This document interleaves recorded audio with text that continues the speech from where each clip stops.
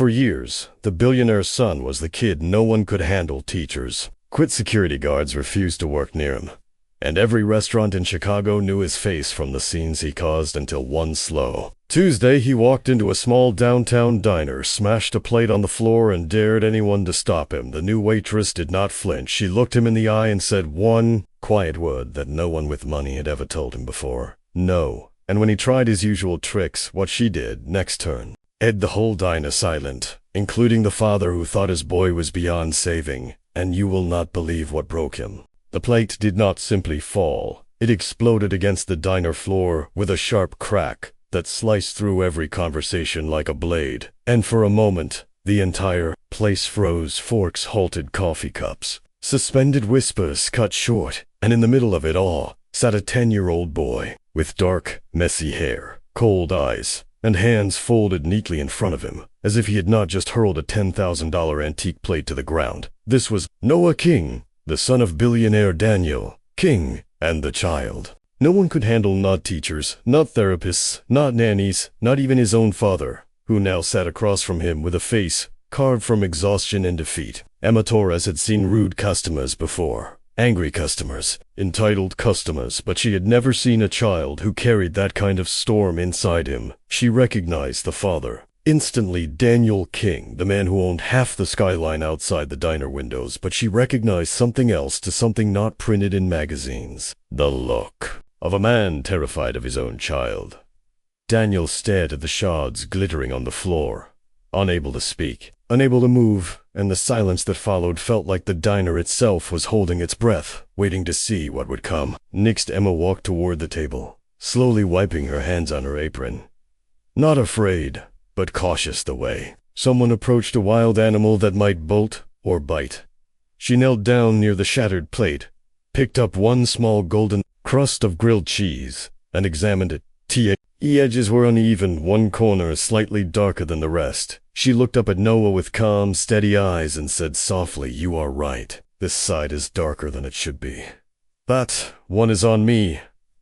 Noah blinked, his face shifting just a fraction, because he had expected fear or anger or the usual frantic apologies, but not agreement, not honesty, and certainly not calm. People expected his explosions. Emma thought they feared them or tried to overpower them, but Noah was watching her in a different way, like he was waiting to see if she would collapse or become another person who ran. Emma placed the shard into her tray and tilted her head at the boy, then asked, "Was that throw a 10 out of 10 or more like a 7? Because the distance was good, but the water splash looked unplanned." Noah stared at her, confused, unsure if she was mocking him or challenging him or something stranger than that. She stood without rushing, without shrinking, just standing firmly in her own skin, like she held no fear of him at all. Daniel finally lifted his head. He looked at Emma like she was performing an impossible magic trick. She met his gaze briefly, offering a small nod, just enough to tell him she had this under control without saying a word. Then she asked quietly, "Would you like another sandwich?" Noah shrugged. Maybe he muttered. Emma turned toward the kitchen without drama, without anger. She simply said, "I will bring a new one. You may eat it or not. That part is up to you." Daniel watched her go, his fingers trembling against the edge of the table, because no one in 2 years had spoken to his son with such simple, grounded clarity in the kitchen. The cook shook his head when Emma placed the broken plate on the counter. He said, "That boy is trouble with a capital T." Emma shook her head. "No, he is not trouble. He is hurting. There is a difference." The cook raised an eyebrow but said nothing as she buttered whole wheat bread, placed aged cheddar slices between them, and set the sandwich on the grill. The scent of melting cheese let the air warm, nostalgic, comforting. She had eaten a million grilled cheese sandwiches growing up, stretching $5 grocery budgets into full meals. She flipped the bread, watching for that perfect golden color, not too light, not too dark, meeting the boy's impossible standards without fear. When the sandwich was done, she cut it into perfect squares, removed the crust, placed everything neatly on a clean plate, and took a deep breath before pushing open the swinging kitchen door. The diner had returned to its usual noise, but something about the room felt different. Quieter, warmer, more curious. Every eye followed her as she walked back to the corner booth. Noah pretended not to watch, but his shoulders rose a little when she approached, as if bracing for another failure or another adult. Losing their cool, she set the plate down gently in front of him, saying only, "It is ready," without any expectation or pressure. Noah stared at the squares for a long moment, his fingers tapping rhythmically against the table. Emma stayed close, but did not hover. She refilled Daniel's coffee and wiped a bit of spilled water from the table without making Noah feel observed. People treated this boy like a bomb waiting to blow, but to Emma, he looked like someone waiting for proof that the world would not explode. First, he reached slowly for one. Squarehead stated, then dropped his hand and shoved his plate away as if daring Emma to react. She simply nodded. That is your choice. His mouth tightened, annoyed that she did know. Take the bait. Daniel looked pained, but he said nothing, afraid that even breathing wrong would send Noah into another spiral. Emma crouched beside the table again, meeting Noah's level, not pleading, not scolding, just present. She said softly, you are allowed to be upset. You are allowed to test people, but I will tell you something. Testing is not the same as being seen. Noah looked at her with a flicker of something sharp, defensive. Curious, maybe angry, or maybe afraid. She continued, I see you, Noah, not T. He news headlines, not the tantrums, not the stories. I see a kid who is trying very hard to protect himself. Noah's jaw tightened, like he wanted to deny it, but something in his eyes betrayed him. Daniel's hand shook around his coffee cup, because someone was finally speaking to his son like a human, not a problem. Emma stood and stepped back, giving Noah space, then said, I will get the broom, Daniel whispered. I am so sorry. She shook her head gently. Do not be sorry. Your son is allowed to feel. Daniel's eye filled. Even though he tried to hide it, Noah turned his face away, uncomfortable with the raw emotion filling the booth. Emma swept the broken pieces carefully, each movement calm, deliberate, unforced, and when she carried the dustpan back to the kitchen, she heard Noah whisper something under his breath, something Daniel leaned forward to hear, but missed. Emma caught it, though, one small, almost invisible word, quiet but full of something new. Maybe curiosity, maybe disbelief, maybe the very beginning of tea. Use tea, whispered why. The diner was almost empty when Emma finished sweeping the last of the shattered porcelain into the dustpan, the floor shining again under the soft afternoon light. Customers whispered quietly about what they had witnessed, the billionaire's son making a scene, the waitress facing him without fear, and somehow calming a boy no one else could reach. Emma leaned the broom against the wall and walked back toward the counter, but her eyes drifted one last time to the booth. Noah still sat there, legs curled up on the seat, tapping one foot against the vinyl like he was trying to shake something out of his own body. Daniel sat across from him, staring at the table with a hollow expression, a man carrying guilt so heavy it seemed to bend his spine. Emma refilled coffee for a truck driver and dropped off a plate of pancakes to a nurse in scrubs. But, glancing toward the corner of the diner, Noah looked smaller now, not physically, but in the way children looked after a storm had passed. He kept the edge of the table, pressing his thumb into the wood, then lifting it again like testing if the world around him was real. Emma approached slowly, her voice soft. Everything okay? Noah ignored her for a moment, then looked up and asked without warning, why did you say you saw me? Emma blinked, caught off guard. He continued, most adults pretend I am something else. A problem, or a project, or a spoiled brat, or a monster. Why did you say you saw me? Emma leaned her shoulder against the booth, not sitting, just staying close, because it gave Noah space to choose his distance. She said, I study people at night school. I learn how pain hides in strange places, and how sometimes kids use loud behavior to protect soft feelings. Noah made a face. I am not soft. Emma smiled gently. Sure, you are not, but you are human and hurt. Humans try to stay safe. However, they can. Noah did not reply, but he did not look away either.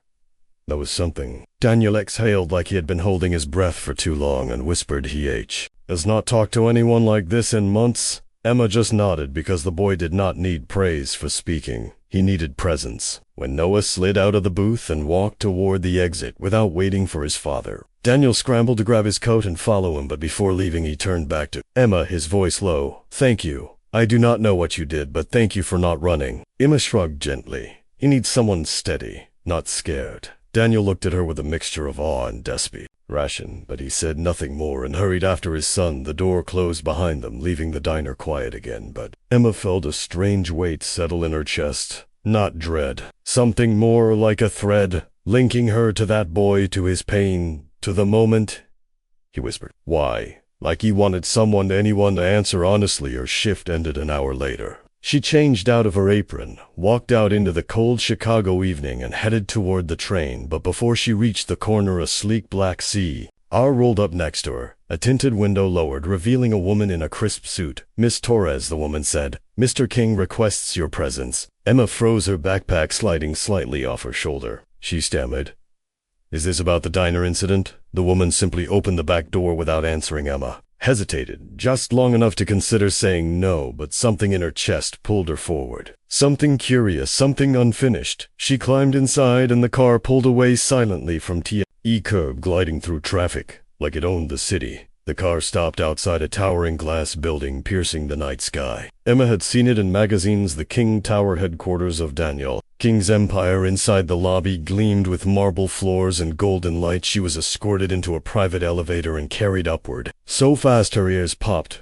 When the doors opened, she stepped into a massive penthouse office with floor-to-ceiling windows that revealed the entire Chicago skyline. Grittari Engie like a field of diamonds. Daniel stood near the window, his hands clasped behind his back, Noah nowhere in sight. Emma approached slowly, unsure whether she was supposed to bow curtsy or just say, "Hi." Daniel turned toward her and she saw exhaustion in his eyes, like he had been living inside worry for years. He said, "Thank you for coming," then gestured to a leather sofa. She sat carefully, sinking into cushions that probably cost more than her monthly rent.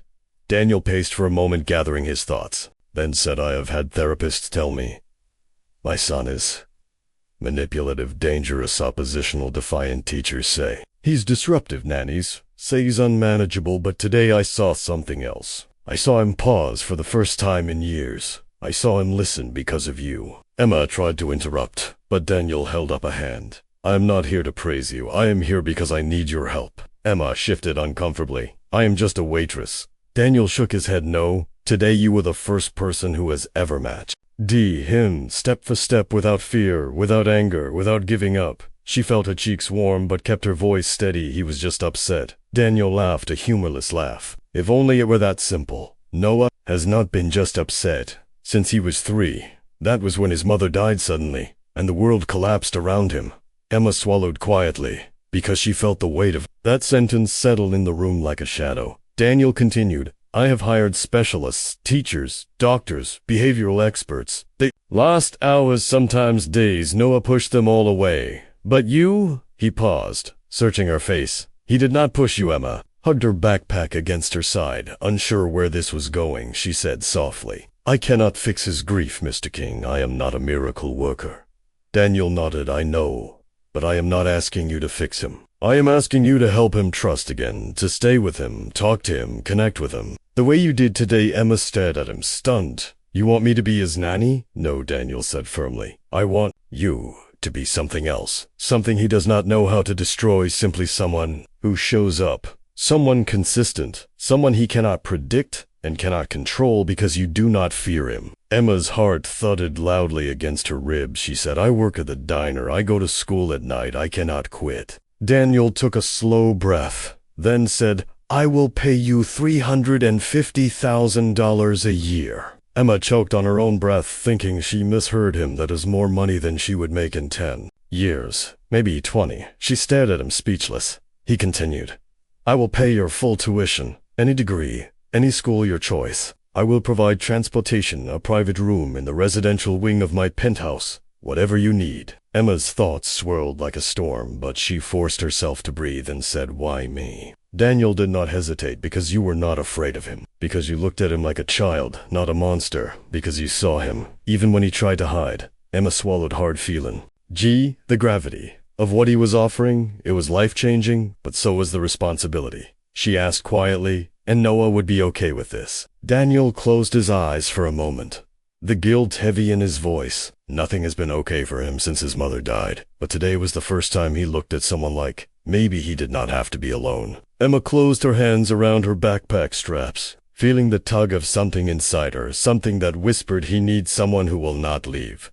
She finally whispered, "I will try, but I need boundaries, Mr. King. I am not a servant. I am not a replacement for you. I will not let him treat me like furniture. I speak to him as myself, not as someone scared of your money, Daniel. nodded instantly. "Whatever you need." He extended his hand. Emma hesitated, then shook at his palm, warm, steady, like a man who had been drowning and finally found solid ground again. The elevator ride down felt endless, the Chicago skyline flashing behind her eyes when she finally stepped out of the building. The wind cut across her cheeks, sharp and cold, but she did not feel it. All she felt was the weight of the offer echoing through her bones. $350,000 a year, a chance to study psychology, full-time, a boy who threw plates and whispered why in the quiet between storms. Emma wrapped her coat tighter and whispered to herself, "He is just a kid underneath all that noise. He is just a kid who needs someone who will not run." As she walked toward the train, Eve felt something strange in her chest, a pull like destiny or danger,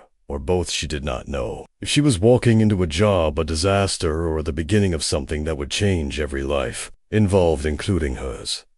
All she knew was that tomorrow she was walking into the home of one of the richest men in America, and stepping straight into the heart of the most difficult child the country had ever called impossible. The next afternoon, Chicago was wrapped in a soft gray haze when Emma stood outside the King Tower, clutching a backpack to her chest, the wind slicing through her coat as if testing her resolve. The building rose so high the top seemed to disappear straight into the clouds, and for a moment Emma wondered what in the world she was doing. She had walked past this skyscraper hundreds of times during her shifts at the diner, but she had never imagined stepping inside, let alone being summoned to the Priv. 8 residential floors. But she had said yes, and now everything in her life tilted toward this moment, toward a 10-year-old boy. "No one can reach." She took a deep breath, whispered, "You can do this," and stepped inside. The lobby looked like something out of a dream. Marble floors shining like water, enormous glass panels stretching upward like cathedral walls, soft golden lights glowing from chandeliers shaped like falling stars. 2 suited guards greeted her and without a word guided her toward a elevator. She clutched her backpack tighter as the doors closed around her, and the elevator began to rise so fast her stomach flipped. She watched the numbers climb 50, 60, 70 until the doors finally glided open, revealing a long, silent hallway lined with dark wood and soft carpets as plush as snow. Someone approached her, a tall woman in a navy suit, the same assistant from the night before. She said, "Miss Torres, welcome. Please follow me." Emma followed the woman through a set of double doors into the penthouse. And the moment she stepped inside, she felt the world shift. The space was massive, high ceilings, walls of glass, overlooking the city from every angle. Furniture that looked untouched, sofas that had never known the weight of a real family meal or a movie night. Everything arranged too perfectly, too carefully, like a museum. She walked further in and saw the coldness, the emptiness, and she understood something immediately. This was not a home. This was a place built to impress the world. "Not to raise a child," the assistant said. "Mr. King will be here shortly.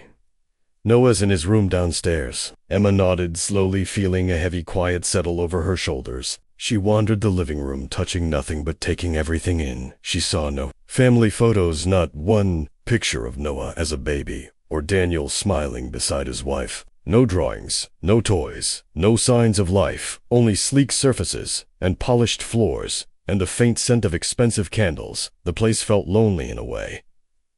Emma instantly recognized she had grown up in small apartments, cluttered with books, mismatched furniture, noisy neighbors, and the smell of her grandmother's cooking, but there had always been warmth and noise and something human. This penthouse felt like the opposite, a place filled with everything except belonging. Emma whispered, "No wonder he breaks plates, if this is the world he wakes up to." Daniel appeared quietly from a hallway wearing the same exhaustion he had worn at the diner. He offered a small, tired smile, and Dee said, "Thank you for coming," and then gestured for her to sit. He explained the daily schedule.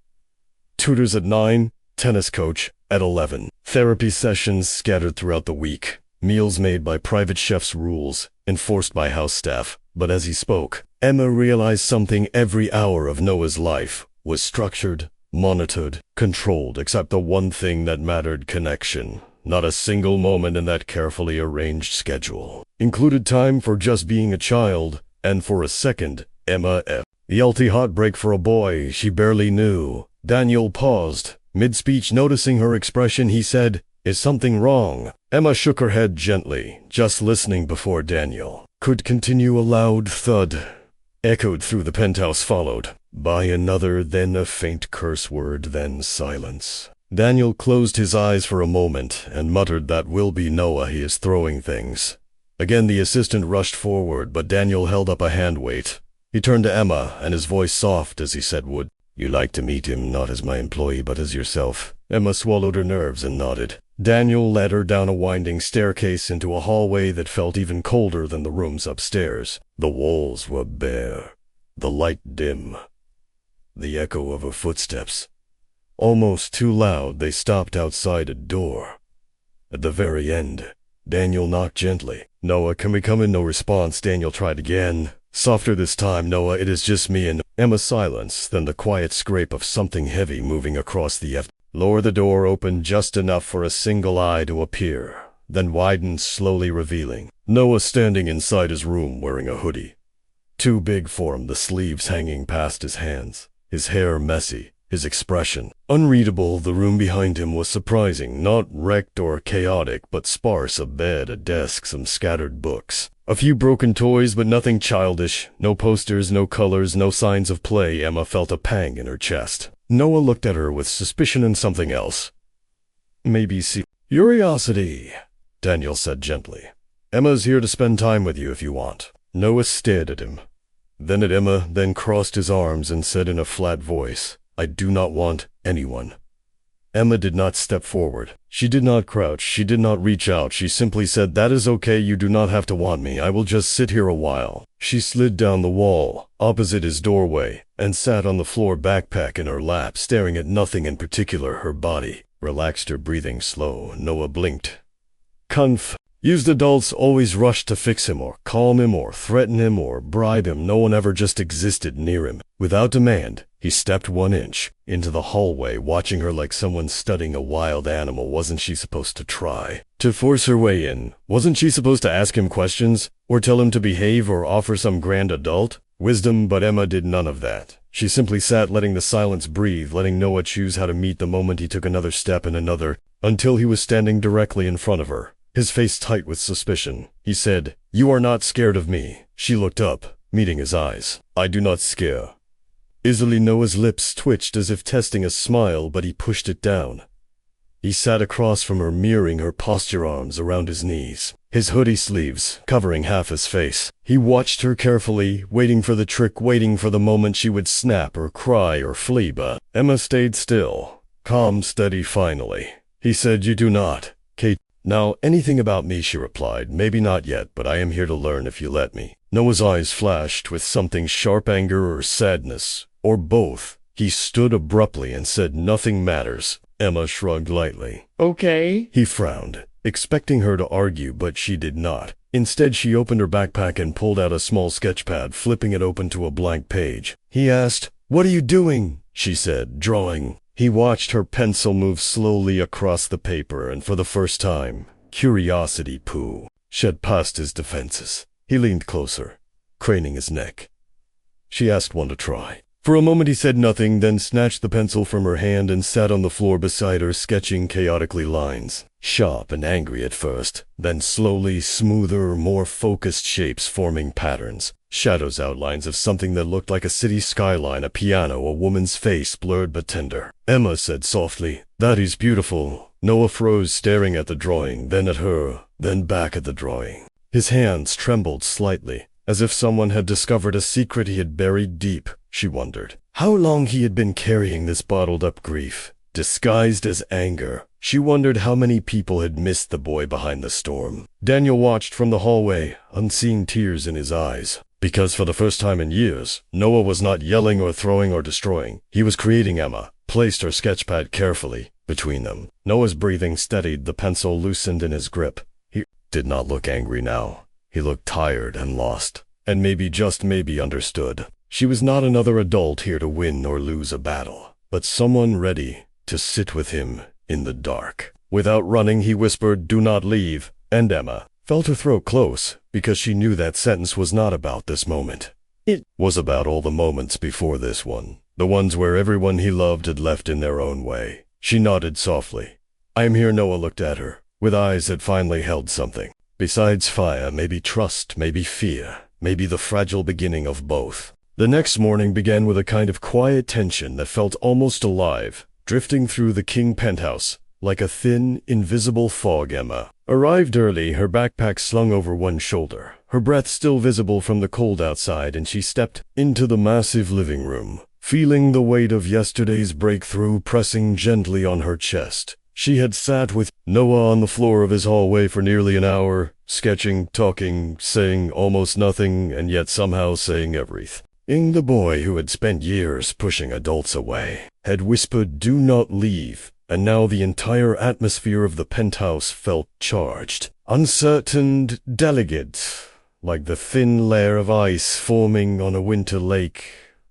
Beautiful and breakable. All at once she found Daniel in the kitchen, leaning against the counter with both hands gripping the granite like he was trying to study the world. He lifted his head when she approached, and she saw something new in his eyes. Not hope, not yet, but maybe the memory of it. "Thank you," he said, and the way he said it told her he had been rehearsing the words all night. Emma shrugged gently. It was just a moment, just the beginning. Daniel shook his head. "No, it was more than that. He has not let anyone sit with him voluntarily since he was 4. He paused, wiping a tired hand across his chin. "I do not know how you did it, but you reached him." Emma lowered her gaze, because she did not want to look like a savior. She had seen enough human pain to know that connection was not magic. It was slow, it was fragile, it was earned. They were interrupted by a loud crash from upstairs. Not the sharp crash of a plate, not the clatter of something falling, but something heavier, deeper, like furniture being dragged or shoved. Emma felt her heartbeat jump. Daniel's shoulders tensed. Emma started toward the staircase. But Daniel stopped her with a raised hand. "Wait, let me." He climbed the stairs and disappeared around the landing, leaving Emma in the silence that followed. She stood perfectly still, standing for any sign of anger or shouting or the beginning of another storm, but instead, she heard something else, something worse. Nothing. Silence as heavy as grief, after what felt like forever. Daniel returned, his face pale. He said, "He is not in his room. He must have gone downstairs while we were talking." The words carried an undercurrent of panic that Daniel was trying and failing to hide. Emma followed him through the penthouse, searching room by room. The office empty. The music room empty. The hall empty. The game room dark. She walked deeper and deeper into the mansion-sized home until she realized something frightening. The space was far too big for a child as hurt as Noah. There were too many corners, too many places to hide, too many places where hurt could turn into something darker. Emma's chest tightened. This child was not just angry. He was abandoned inside his own emotional world and physical world, both immense and lonely. She called softly, "Noah," but her voice dissolved into the quiet leak. "K-smoke." Daniel moved faster now, checking closets, pantries, side rooms. He muttered, "He does this sometimes. He disappears like he wants to make me feel what he feels, invisible." Then Emma noticed the faint streak of light coming from a door near the far end of the hallway. A door barely cracked open. Something told her he was inside. She approached slowly, pushing the door wider, and found herself staring into a storage room, dim and dusty, filled with boxers and folded sheets and things forgotten. Noah sat on the floor, knees pulled tight to his chest, hoodie covering half his face. He was not throwing anything. He was not yelling. He was not even sketching. He was simply folded into himself, like someone trying to occupy the smallest amount of space possible. Emma knelt at the doorway, not closing the distance too fast, not invading his quiet. She said softly, "Hi." Noah did not look at her, but his shoulders shook slightly, and Emma realized he was crying silently, like someone who had learned long ago. That noise and nothing. She sat down, just inside the doorway, matching his small posture, not touching him, not coaxing him, and she'll let the silence be a blanket instead of a prison. She waited and waited until finally Noah whispered, almost too softly to hear, "She is gone again." Emma felt her heart crack. He continued, "My mom used to hide when she was sad. She would sit somewhere small and quiet, and not talk, and now she is gone forever. And everyone keeps saying she is in a better place, but I am not in a better I am in this stupid house with stupid people and stupid rules, and no one stays. No one stays." Emma inhaled slowly, because that last sentence settled deep into her bones like a truth carved into stone. She said gently, "I am here now." He shook his head.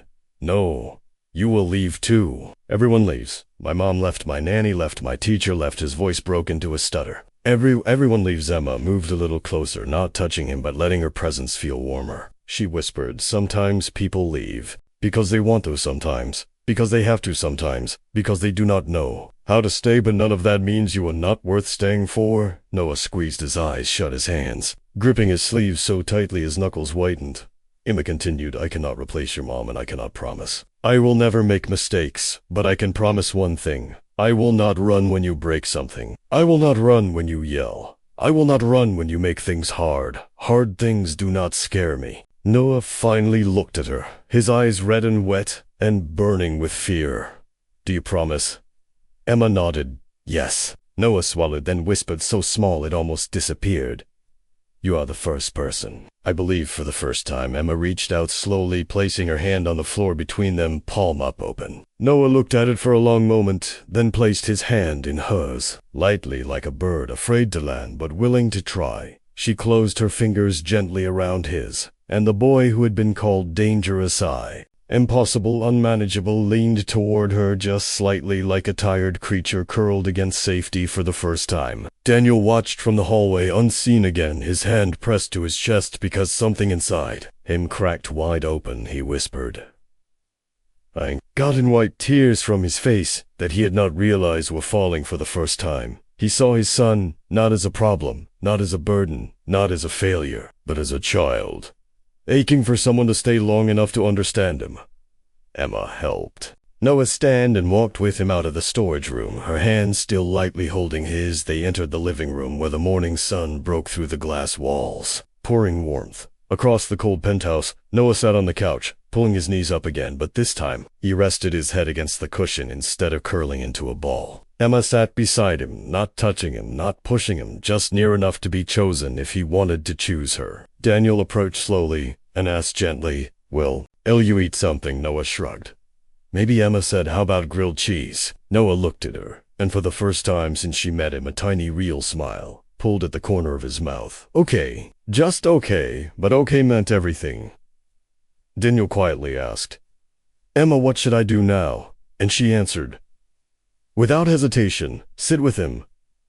Not fix him, just sit. Daniel nodded because those words felt like instructions for his own healing too. He lowered himself onto the couch on Noah's other side, and for the first time in years, Noah did not move away. The three of them sat there in the sunlight, a triangle of brokenness and hope and something new forming, slowly, awkwardly, but real. Emma felt it deep in her chest. This was a family reassembling itself from ashes, piece by piece. The air around them felt warmer, lighter, like the beginning of something that might one day become whole again. The following weeks unfolded like a slow, quiet miracle inside the King penthouse. A place that had once felt frozen and echoing with silence now carried small signs of life. Noah began speaking more. Not much at first, but here and there, small sentences, little sparks of trust, like tiny pieces of warmth breaking through winter frost. Emma never pushed. She simply showed up every day, steady, calm, and present, just like she had promised.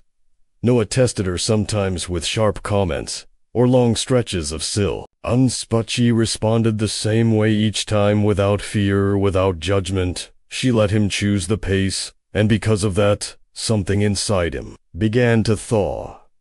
Daniel noticed the changes before anyone else noticed how. Noah walked into the living room instead of hiding in the corners, noticed how he followed Emma from room to room without meaning to notice, how he sat beside her on the couch while she read her textbooks from night school, his shoulder almost touching hers. The boy who once screamed when anyone came near now drifted into her orbit naturally, like a lost planet finally pulled by a steady gravity. Daniel watched it all with awe, mixed with guilt, mixed with something he had not felt in years. Hope. He began adjusting his schedule, leaving meetings early, canceling dinners, showing up more often, and Noah watched his father, watching him almost suspicious at first, then gradually with something softer. One afternoon during a tutoring session, Noah threw his pencil across the table after Saint's struggling with a math problem.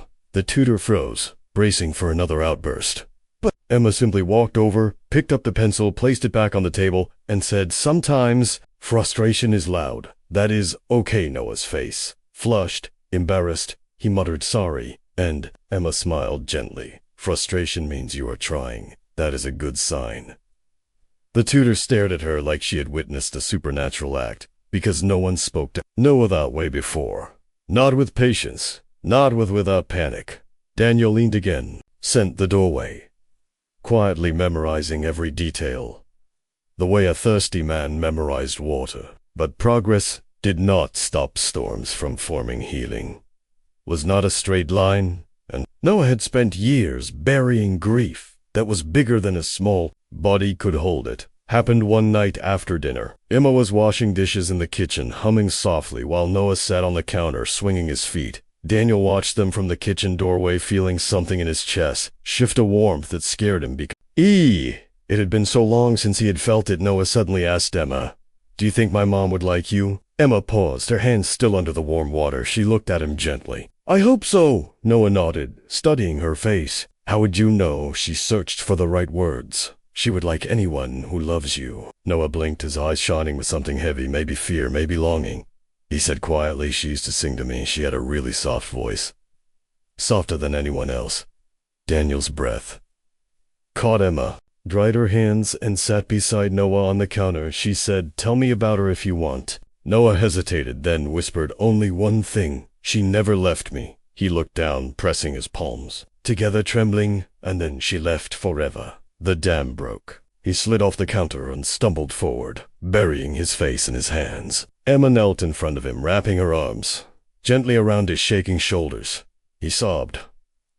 Hard, messy, desperate years of grief, pouring out all at once. Daniel leaned his forehead against the wall, tears falling silently, because he realized he had been mourning alone while his son had been drowning beside him. Emma held Noah until the sobs slowed, until his breathing steadied. She whispered, "You are allowed to miss her. You are allowed to hurt." She placed a hand over his heart. "You were made by someone who loved you deeply. That love did not disappear. It lives in here." Even now, Noah clung to her and whispered, "What if she forgot me?" Emma shook her head. "Never love does not forget." She stood slowly, guiding him into the living room where Daniel waited. Noah saw his father's tear-stained face and froze like a scared animal. But Daniel knelt, arms open, and whispered, "Come here, son." Noah stepped forward slowly, then quickly, then collapsed into his father's arms, bearing his face into Daniel's chest. Daniel held him like a man holding his whole world, trying to keep it from slipping away again.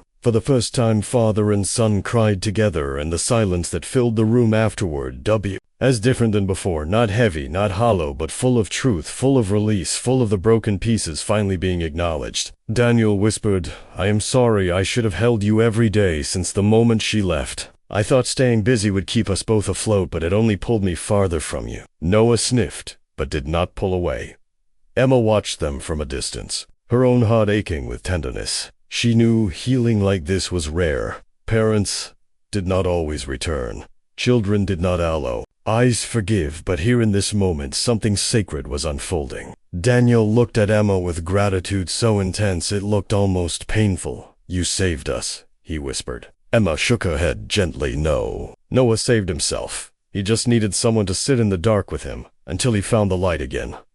Days later, the emotional shift became visible in everything. Noah reached for his father's hand when they crossed the living room. He sat beside him during meals. He asked him questions about his company, his childhood, his mother. He even played chess with him in the evenings, letting Daniel win sometimes, but not too often. The penthouse, which had once felt like a cold museum, now grew warmer with laughter, footsteps, the clinking of breakfast dishes, even music sometimes, Emma discovered. Noah could play the piano beautifully, something he had kept hidden from everyone since his mother's death. Daniel stood by the door, listening to his son's trembling hands, finding forgotten melodies, tears sliding down his cheeks, because music sounded like life returning. One Saturday morning, Noah tugged on Emma's sleeve and said, "Want to see something?" Emma nodded and followed him to the kitchen, where he pulled out a box of pancake mix. He looked up at her shyly. "I want to try again. My mom used to make pancakes every Saturday, but I burned them once and stopped." Emma smiled gently. "Let us try together."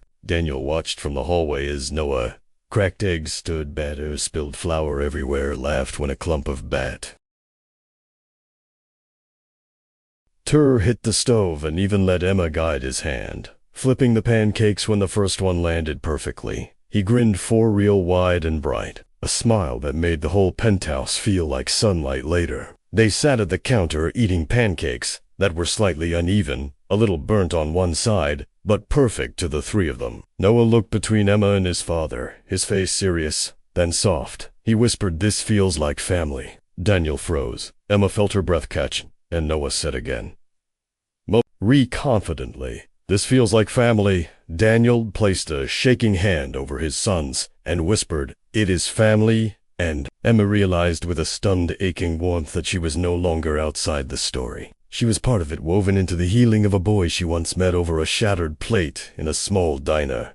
If this story touched your heart, please subscribe, like, and tell us in the comments where in the world you are watching. From your support helps these emotional, real-life stories reach more people who need them. Remember, sometimes all it takes to change a life is patience, presence, and one person who refuses to walk away.